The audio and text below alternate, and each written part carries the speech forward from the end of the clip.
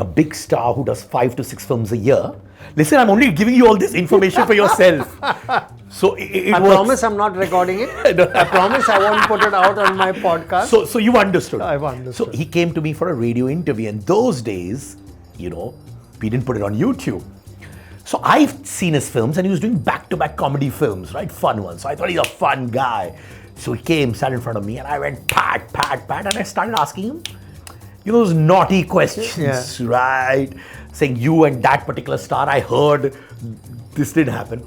And within a few minutes, he did like this, and he started giving me monosyllabic answers. Yes, no, nahi, ye, nahi. And then I realized, God, he's not that guy I thought he is. And my questions were a little edgy, but they were not like, tell me, have you had a problem with that superstar? Not like how they do in news channels nowadays. And within 3 to 4 minutes, he just zipped up and only one-line answers. And 12 minutes of the content, and I could see the rage in his eyes. And then he said, "Aur kuch पूछना है मुझसे?" Oh. And I said, "Nahi." And we're bound by radio stations because a big star came. So everybody came to me saying, "You pissed him off, man. He's never going to come back. What is your problem?" And I said, "Yeah, in the afternoon, I did one more interview like this. You all loved it because they used to remove bites of my interview and play it all over the network." Correct. It's the same guy. It's the same approach. It backfired. But I realized when it backfires, no one's with you, my friend. Yeah. No one is with you, brother. So then I realized within a month and a half, again, the same guy was doing his radio trail. And this thing came, he is not going to be talking to Siddharth Kannan. All right? And I felt bad. And I said, my God, this is the phase that I'm building myself up. And there's one A-lister saying, cross. So somehow, I got a message to him saying that, just the way you are trying to make a difference in films, I am trying to make a difference in the world of radio with my style. The intent was not wrong. He got the message and he did it. Ah, nice. But his term and conditions were, don't throw too many punchlines at me. And that's his mandate till date.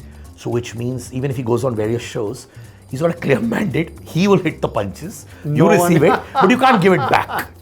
So in those days, later on we had a great rapport because I did some 70 interviews with him.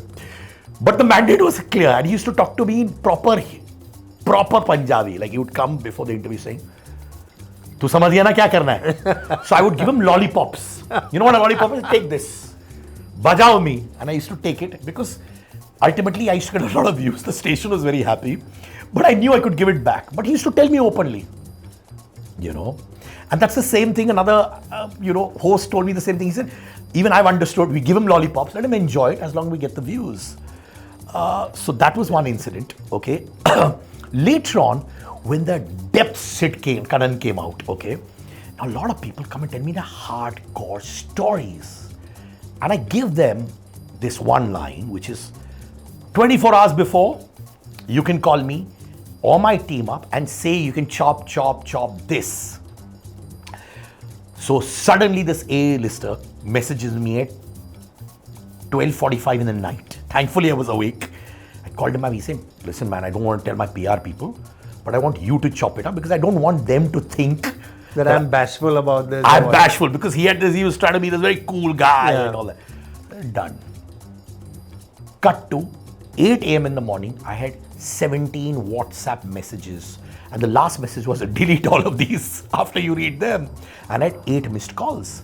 Then I called him at 8. I said, what? He said, chop this. I said, there's got to be nothing in the content, man. What are we going to do? He said, nay, now things are not great for me. And I know this will be great viral content, but I've thought about it. And then he again spoke to me how messed up he was in the head. And he said, I'm going through a very bad phase, man. It's very easy for me to tell my PR people to tell you to do this. But I don't want them to know also this because somewhere they leak the information out too. It comes from a deep insecurity as well. Man. Brian, I've been in a state where there are 2 guys who are promoting a film together. Both are A-listers. One is a bigger A-lister than the other. And one guy comes in and he says, hey, he's coming up in 2 minutes. In the lift, he's going to talk a lot. Just throw some questions at me as well. And then I said, okay. But when they meet, they say, brother, you're my inspiration. And just before you told me he talks too much, just make sure you throw some questions at me. Yeah. It is like this. It's unfortunate, isn't it? I mean, It it's is, sad. man. It's sad if you can't be your real self, with people around you. Once in a while is different, but when it But happens, they keep a tab, huh, Brian? They keep a tab. So sometimes I ask questions to my guests, okay? And they talk about a particular star and give anecdotes. Maybe he's had a lot of girlfriends, or maybe he's done this, he's done that. And they are saying the story. I'm doing the red carpet on place. Can I take your hand as a Yes. brother? Yes. And he looks at me like this. Kaisa hai, Sid? Acha hai? And then he says, but you beep the words, okay? Yeah. He says B and all in a masti. He said, yaar, tu meri leta kyun hai? So I said, kya hota hai sir? Kya hua bhai? He said, no, you keep asking questions about me and you make them say all these things about me. But he said, people are clicking right now, but please mat karna ye. Please. But ye tu smile nahi kar raha, smile kar. Smile kar. Are you kidding me? It's, yeah. And both of us are there. Yeah. Oh, no problem. Like this. oh man. My God.